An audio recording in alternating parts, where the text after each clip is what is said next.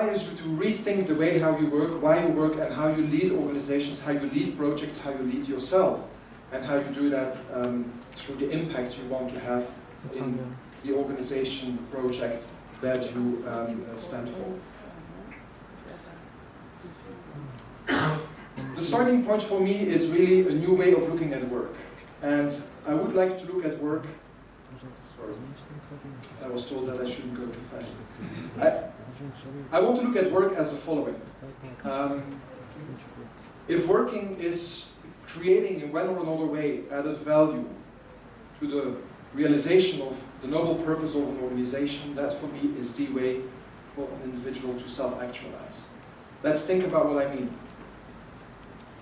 Very often people go to work and I hear, and I'm so happy when it is 4 or 5 or 6 p.m. because then my real day starts. And I go like, what have you been doing during these 6, 7, 8, 9 or 10 hours that you were at work? I find it really interesting to see that so many people go to work with un boulet, you know, a heavy weight, because they're really not very happy about what they're doing. Also very senior people, very executive people. And when you have personal, intimate conversations with them, it's really interesting to listen to the motivation of people, why they do what they do. So a lot of people get into transactional relations. You are my boss or my employer. I'm your future employee, so I want to get from you as much as I can by giving as little as I can, and you want to give me as little as you can by asking as much as you can. So we have a juxtaposition that is not going to work, because you have two parties that have very conflicting interests. And that is an economic model on which most of the working philosophy is based. I will give the least, and I want to get the best and the most. That obviously doesn't work. So the way how I want to look at work is, how can it be a way that you self-actualize, that through what you do, you become the real human being that you're meant to be, with all your passion, with all your competencies, with all your energy, with all your knowledge, with all your life energy, with all your life experience. How can you bring these things together in such a way that there is a fabulous connection between yourself and the organization you're going to work for? And whether that organization is small or whether that organization is big, it doesn't really matter. That is a new way of looking at work. Work as a way to self-actualize. Unfortunately, even if I truly believe in this, and the way how we work with organizations is really from a, I would say even a very revolutionary way, to start rethinking the way how they propose work to people in the organization. Now, unfortunately, when you look at the figures about the engagement of people, you see here a research that was done by Gallup, and I'm happy to use this to show you, unfortunately, some rather negative figures. What we see here is that close to 85% of people are disengaged. Passively or actively disengaged. So what does that mean? That means that of the entire active population in the world, 85% of people go to work without really a lot of passion, or actually totally demotivated. And there's only about 15%, a bit less as you can see, than 15% of people who are actively engaged. So it's the ones who take the initiatives, it's the ones who are really happy with what they do, it's the ones who are really motivated about going to work. This has been calculated on an annual basis of several hundreds of billions of lost performance in organizations. When you look at the figures of 2014-2016, which I have added to give you a more complete and a more actual figure, you see that the actively disengaged are a bit lower, but that the not engaged, unfortunately, have risen to 71%. So this is, from an economic perspective, an enormous problem, that there is so many hundreds of millions of people, because this is a global study, that are disengaged and disactivated. This has a social cost that is enormous, this has a medical cost that is enormous, and this has especially, after research study, has also an enormous health mental cost. A lot of people feel depressed, don't feel very happy, so it has an enormous impact on the way how they live their lives. So I think we have to really do something about it. But before speaking about what we will do about it, or what we are doing about it, I want you to understand where I believe it comes from. And to a certain extent, you will say, oh, there he is again. So we spoke about Milton Friedman already before. There is an economic thinking that is still embedded in the way how we run our businesses, the way how we set up organizations, the way how we will incentivize people, the way how we will recruit people. And it comes from this philosophy that, as we said, business is there for business. Or the only reason for business is to do business. And I have actually reinterpreted by reading what Friedman said. It is actually very much about increase as much as possible the profits of the organization, which means focusing merely on the interest of the shareholders within a legal framework, or as much as the rules of the game accept. Now, the rules of the games in the 80s and the 90s were that we could pollute, that was not really a problem, that we could almost mentally abuse people, that was not a problem. It was totally normal that everybody was at the service, at the mercy of the shareholders. I really believe, ladies and gentlemen, that that is over. That is, I believe, a thinking that we cannot allow anymore. And there's many movements that are really pushing the shared value thinking from Harvard, the B corporations movement, the conscious capitalism thinking. There is a lot of movements that are showing from a very pragmatic and fact-based proof that there is new ways of running a business. What does that have as impact, this, I would say, Milton Friedmanian thinking? That is that we started, we started moving organizations from being purpose-driven into financial KPIs-led. Let me explain this. I truly believe, and I have done research with my team, on the systemic purpose, the systemic reason why organizations start, and all entrepreneurs, without exception, they always start for a reason that has a higher purpose. There is no entrepreneur that says, I want to start a business and I want to become very rich with the business. Maybe there's a consequence of what they do that they will become rich, but there is no primary driver to become rich why you start a business. So it is to solve a societal problem, it is because you have an invention, it is because you have some research basis that is interesting to share with the world, it's because you have a product that you believe will revolutionize, what have you. So entrepreneurs at the basis are always people that are driven by a noble purpose. So they inject that energy in the DNA of the organization.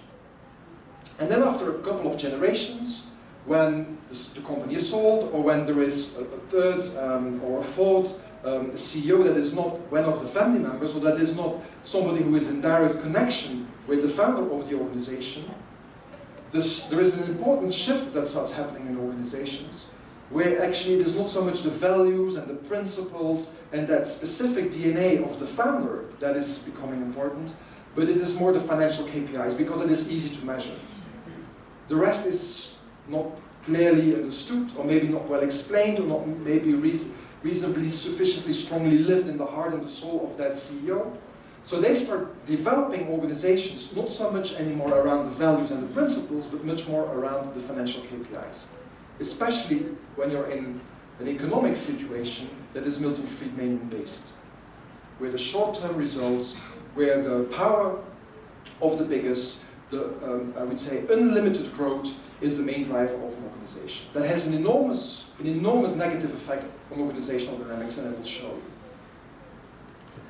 The way how I look at the balance sheet is from a very different perspective. I want to look at the balance sheet in a very revisited way. We have a large corporation in Belgium, which had a CEO that was acclaimed by many because he brought in a lot of dividends to the Belgian state. It was a partly owned Belgian enterprise.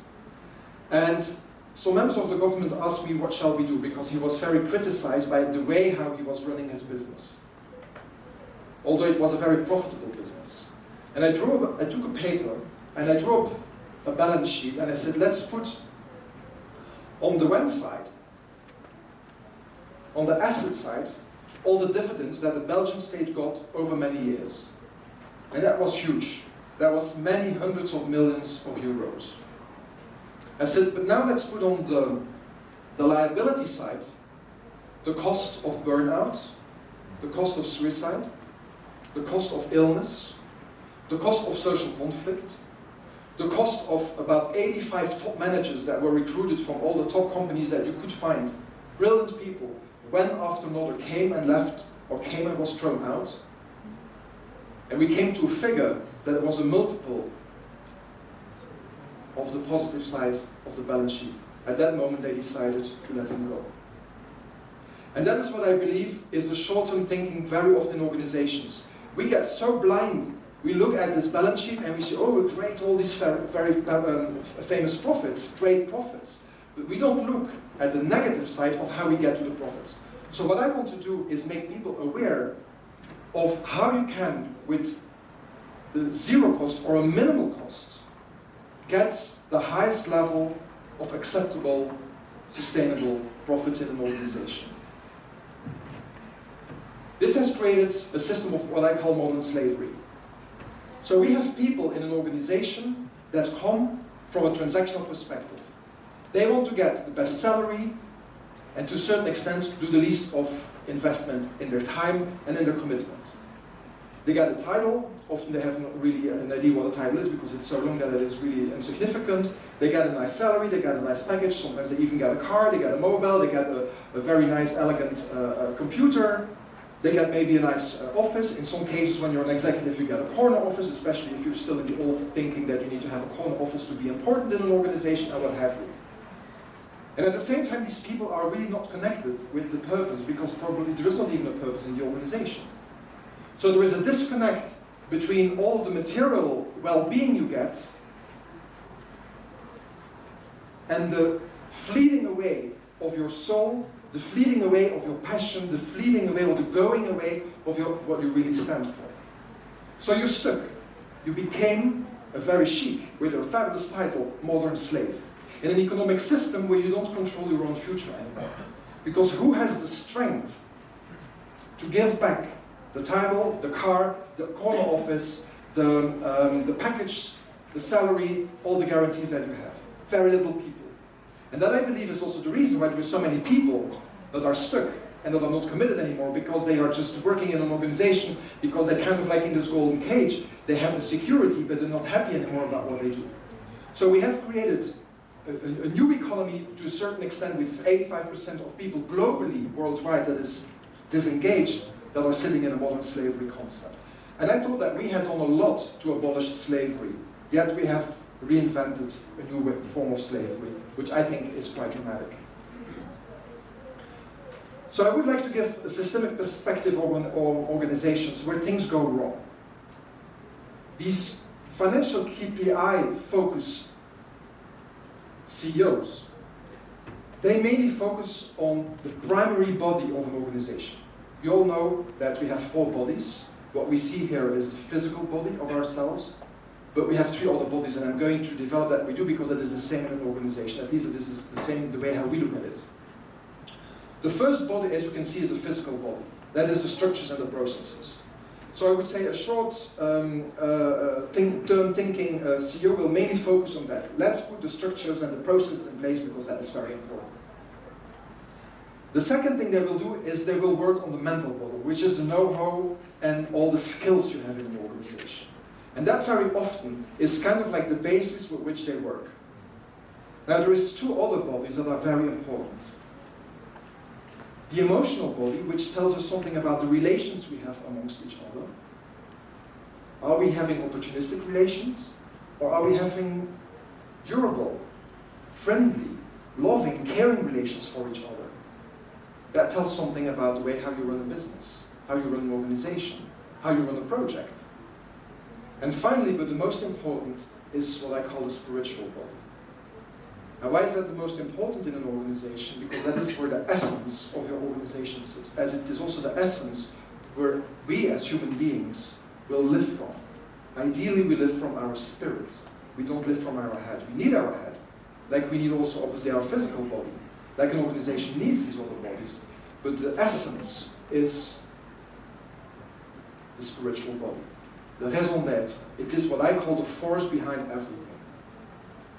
So if you have that consciousness, and you start thinking, how can we make our organization so strong that the spirit in our organization this force behind everything gets the right place, you will create very strong organizational systems. Therefore, I want to kill the KPIs. Not that I mean that we don't need to have KPIs, because I can imagine that some of you will say, this guy is totally crazy. I'm a sufficient entrepreneur and business leader to understand that we need KPIs. But if it is having KPIs as sole matter to define the way how we run our business, I think we're making a mistake, especially in this time.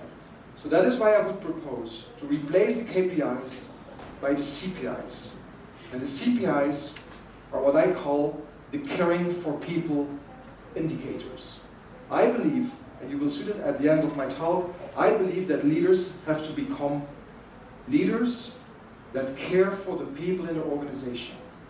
Much more than caring solely or primarily for the financial, the material indicators that you have in an organization. If you care for the people will give a lot. It is like what they say, tell me how much you care and it will show you how much I can. And very often in organizations it is, show me how much I can and then maybe I will care for you. So what I'm pleading for in the work we do and in the talks we have is how much do you care for people? And you can only do that, ladies and gentlemen, if you only first care for yourself. So the work we do is very confrontational because we will ask leaders, how much do you care for yourself? Because if I don't care for myself, how can I care for my team? How can I care for my colleagues? I cannot do that because I don't care for myself. Right? So it's a different way of looking at organizations in that respect. The model we use, and now we're coming in a very pragmatic way, the model we use is the ITWI triangle. So how can you bring these caring for people indicators in an organization? That is when you understand, when what I call is the IT. The IT is a material part. It is your strategy, it is your market share, it is your growth, it is your purpose. It is actually all the part of your organization that you can measure. We need an IT in our life. We need an IT in our work. We need an it in our relationship. If we don't talk about with our partner, what kind of life do we want to have together? I mean, we don't only live from love, right? In an organization, you also don't only live from collaboration. You live from having a goal. You live from having a purpose. You live for having something that you want to be proud about. Right? But the way how you get it, the way how you will go there is more important than only focusing on this it. So then, what do we focus on? The next thing we focus on is what I call the I. This is the self perspective. How much am I in flow? Which means how much am I really feeling that what I do is just who I am. I couldn't do anything else. And I have seen in the talks of today and yesterday so much flow, so much energy with people, so much motivation of people, that it is essential to bring all that time and that energy in the right way forward to support the realization of the it. It is about respecting yourself. It is about using your own values in the way how you will go forward in the work you do. Now, if you have a strong or reasonably strong developed I, that allows you to go into the we, which is the interaction perspective. If I feel good, I'm happy to share with my colleague. If I feel solid in the job I do, in the work I have, I will be happy to share with others what I stand for. If I feel in flow, I will probably radiate that other people also will feel and become in flow. Whereas on the contrary, if I feel tensioned, if I feel afraid, if I'm not sure about what I stand for, the danger is that I will start protecting myself. I'll start building walls around myself. Because I don't know what's going to happen tomorrow. I don't know what's going to happen next week. I don't know what decisions will be taken. So I have to protect myself. I'll not say all that I know. I will not share all my information. I will not reach out to others. I will maybe even go into conflict. So if an organizational leader is pushing towards KPIs, which is very much it related, he's going to create a system where people will less collaborate. Whereas if a leader goes for the CPIs, by caring for people, and asking people also to care for themselves, which is this I perspective, and care for others, which is this we perspective, you're going to create really a very strong system where there is an interaction with the I and the we. Like in this form of a triangle, the basis of your triangle is actually the I and the we, at the service, at the support of the it. And that leads to sustainable results and to happy, solidly connected people, where the levels of disengagement decrease dramatically and the levels of active engagement increase fundamentally. We have seen that without any exception in all the work we have done so far.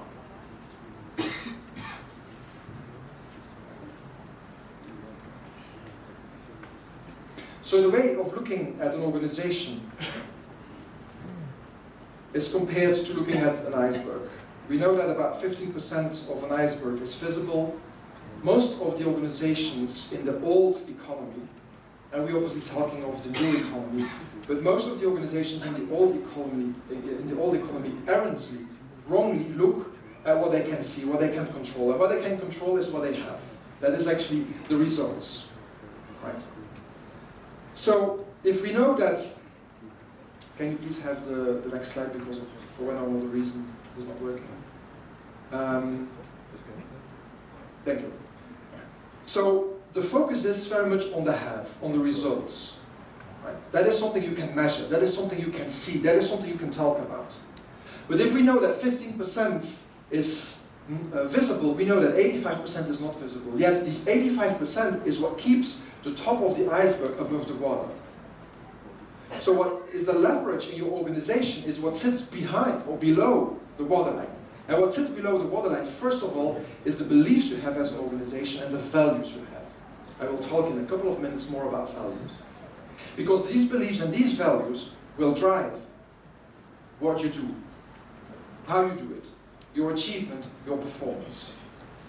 The same principle also is for us as individuals. If we want to achieve something in life, we want to have a result, if we don't really get there, maybe it's more interesting to start looking at who we are and what we stand for, which drives our behavior, so that we can start understanding why we get or why we do not get there. This is, by the way, a technique that is used by top sporters. They will look at themselves, what is my belief about this top performance? Do I believe that I can win against this other top tennis player? Or do we, as a football team, believe that we can win against Brazil, or to mention France, for example? So a lot of things happen below the symbolic waterline of an organization. And that is, I think, where organizations have to work, because that is where your organizational culture sits. So your organizational culture, the way how you look at the way how you go forward, is what sits below the waterline. So is it rather focused on KPIs, or is it rather focused on CPIs? Is it rather focused on the it, the results for the results, or is it rather focused on how we are going to get through the I and the we to the results? A bit of a different way of looking at an organizational dynamic. The classic way is to looking from the material perspective. So what do we have in an organization? We have obviously the objectives, the what, and the way how we go about it is our how. It is our strategies or our tactics. That is one part, but it is for me not complete. There is a second part that is, I believe, more essential. And that is what I call the spiritual side of the organization, which sits, by the way, in the spiritual body. And that comes together with the why. That is your higher or your noble purpose. Why as an organization? Why as a team? Why as an entrepreneur? Why as an individual do you do what you do? What is your deep main driver? And for that, we connect with the values, the how. So we go from the pure strategy to the values, which is for an organization, the culture. So this is an additional way of looking at organizations from a more spiritual, which is not a religious look, but from a deeper look, because that is actually where the things happen from a systemic perspective.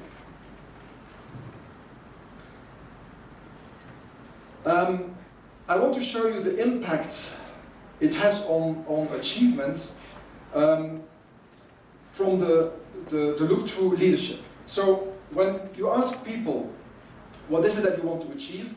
Most of the people say achievement, which is quite interesting. And then when you ask them, how do you think you're going to get there? It is, from an organizational perspective, it is through strategy. Well, it is true and it is not true. Because between strategy and achievement, there is two things. There is, first of all, culture and leadership. And leadership and culture are being influenced constantly by how leadership drives the culture and how culture is actually constantly parametering against the leadership. So who you are as a leader, or the leadership style that you have in an organization, will drive the organizational culture, and the culture will always conform to what the organization sees from the leaders. So if you want to change your achievement, if you want to get something different, or get something more in an organization, it is essential that you look at the way how you drive your leadership and your culture. And the best way to do that, I believe, is by putting on top of your strategy noble purpose. Because that has a huge, enormous force of people to be aligned, to get energy, to feel connected, to be proud. People want to connect with an organization that stands for something rather than stand for an organization that is only talking about financial figures, that is only talking about KPIs. And we have heard it before, also Mandela spoke about it. The human race needs purpose. I do believe that that is the case. In organizations, people need purpose.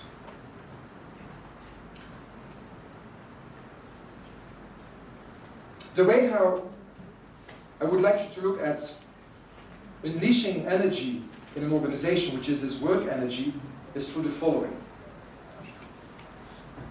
From research, we know that the maximum of energy you can liberate from people in an organization is about 15% through what I call conformity.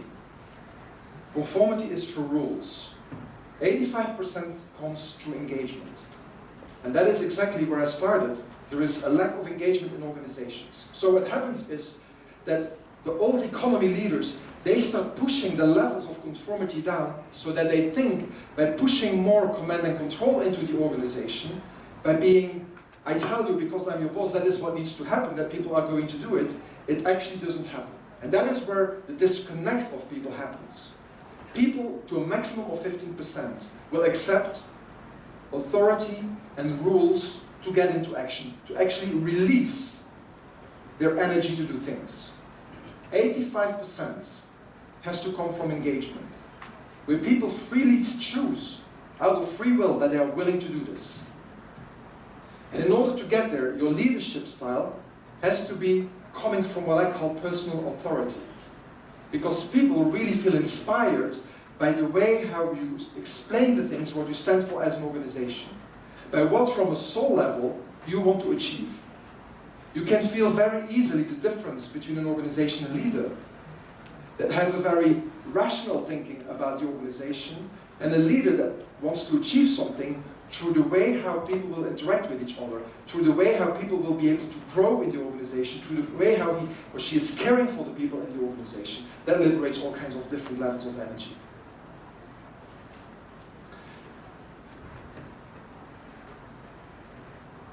As I said, culture is very important.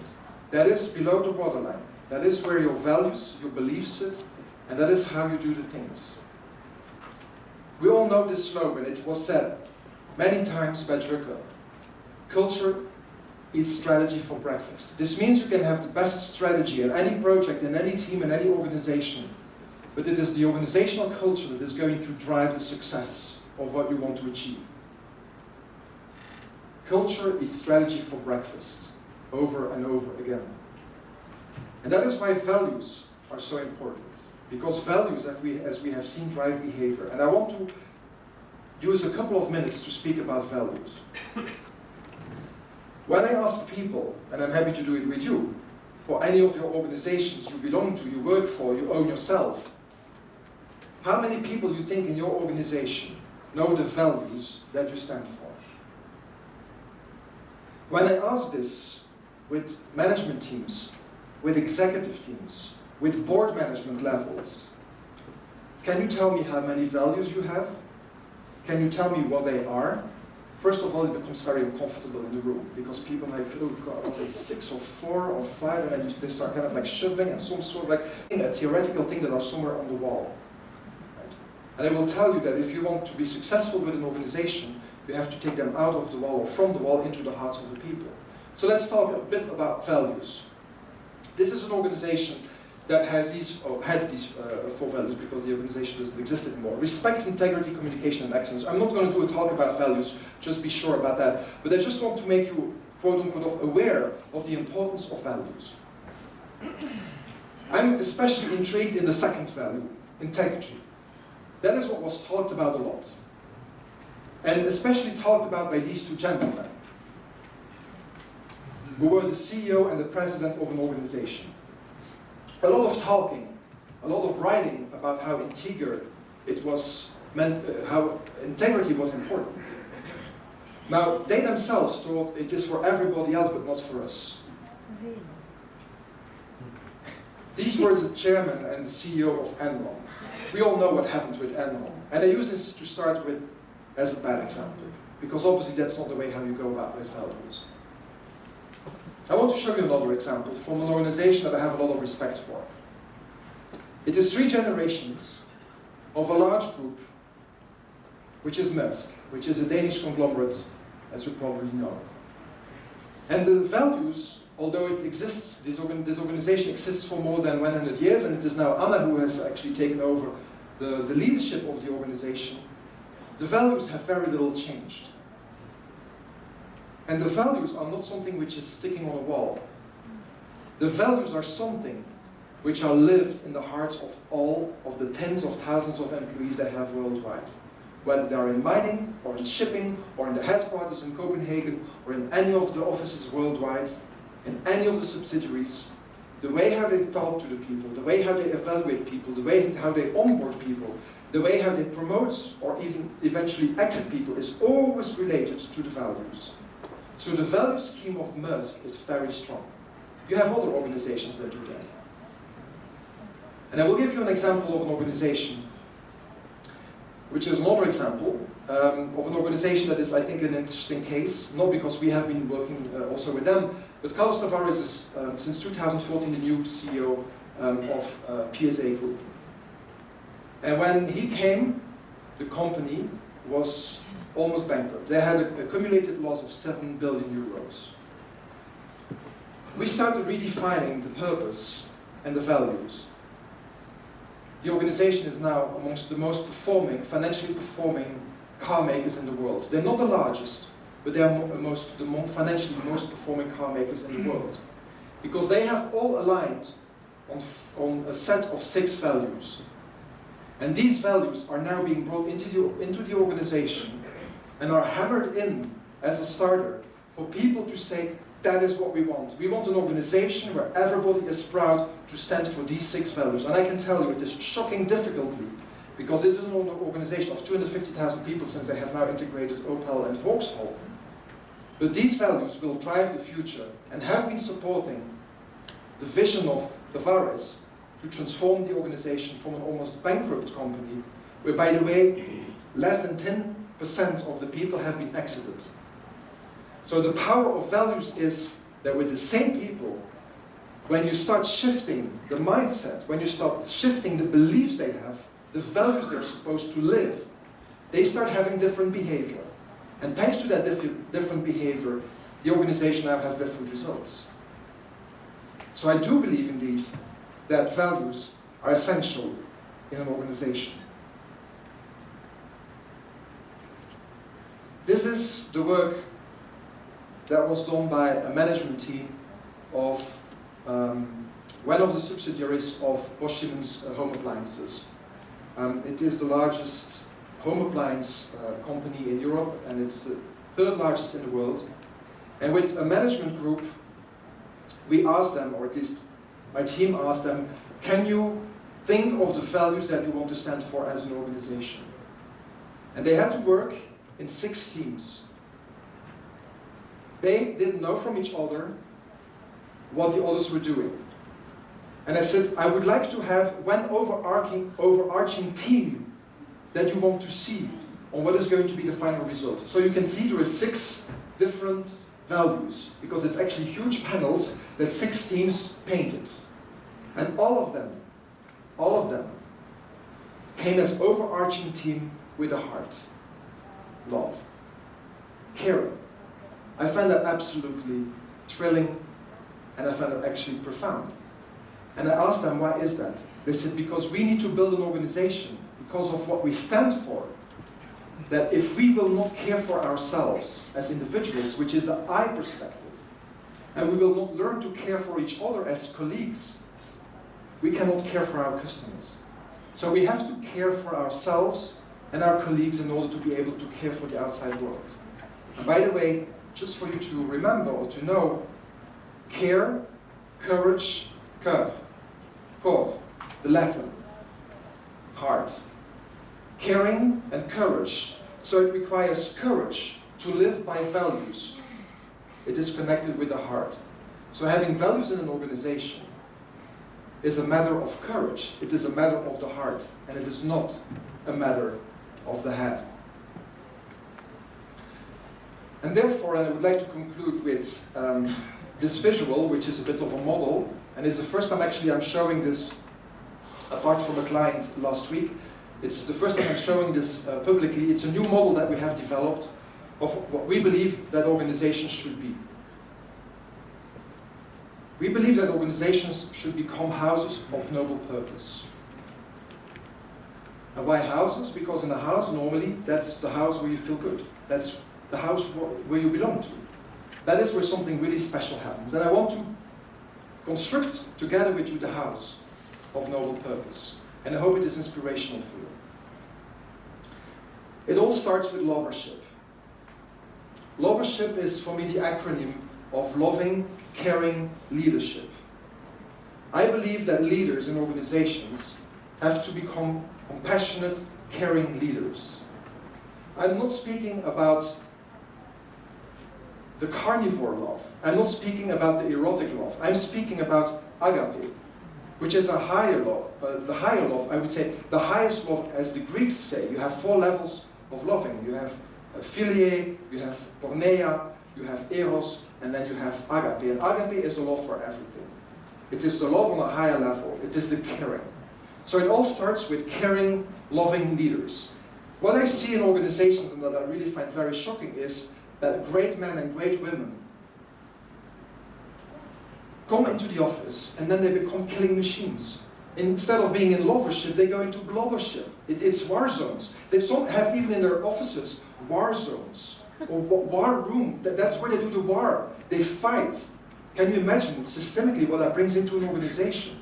I'm obviously not against competition, but I'm against war because it is such a wrong word to use.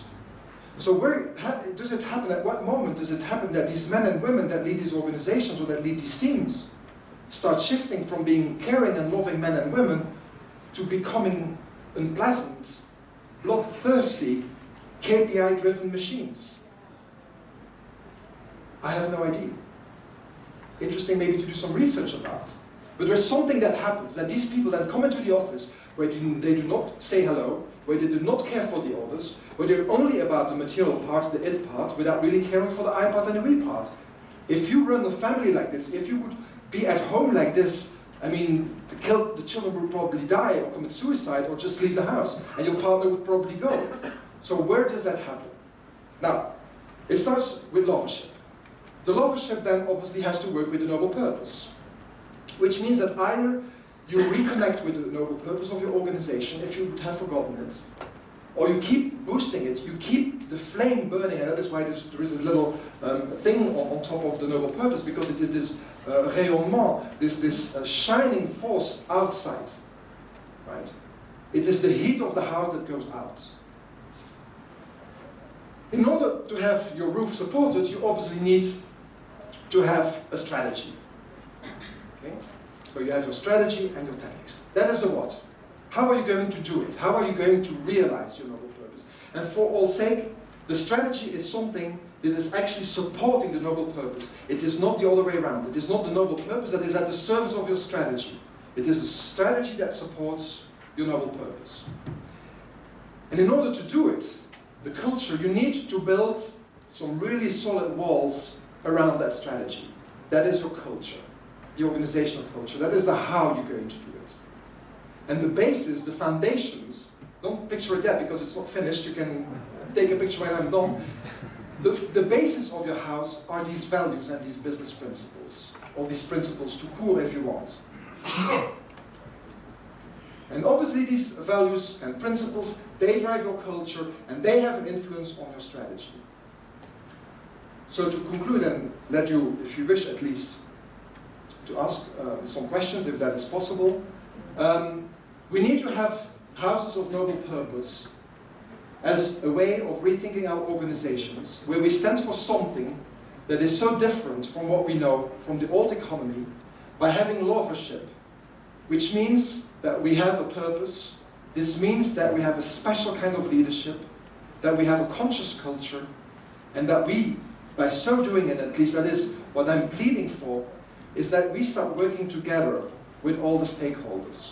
That there is not this opposition of employees against the employers. The transactional relation I started with, which creates this disconnection of people, where it is not the employees against the customers, because they have no time, they have no interest, where it is not the organization against the suppliers, or the social partners, the unions against the employers. I truly believe that all the stakeholders in this new economy have to start to work together in these houses of noble purpose. I'd like to finish here with one last slide. That is what Henry Ford said: a business that makes nothing but money is a poor business. And I truly believe if a business really is only about KPIs or the it, or about making money, I truly believe that that is a very poor business. And he was revolutionary. He already understood at that time that we needed to have organizations that stood for something, that had social responsibility and many more things.